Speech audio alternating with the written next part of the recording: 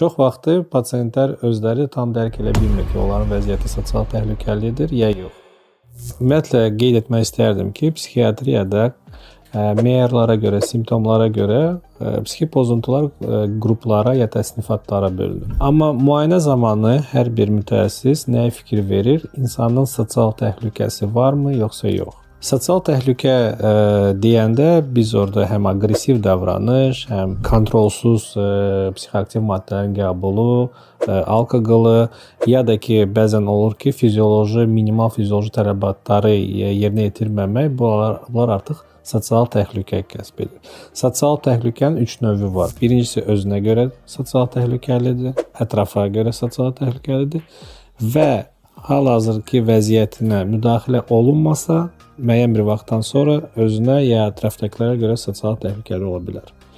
Ona görə çox vacibdir ki, vaxtında psixoloji vəziyyətini qiymətləndirmək, dəyərləndirmək və əgər ehtiyacı varsa, müdaxilələr etmək. Biz həmişə vətəndaşları çağırırıq, insanları çağırırıq ki, gecikdirmədən vaxtında müayinədən keçmək və əgər lazımdırsa müalicəyə başlamaq.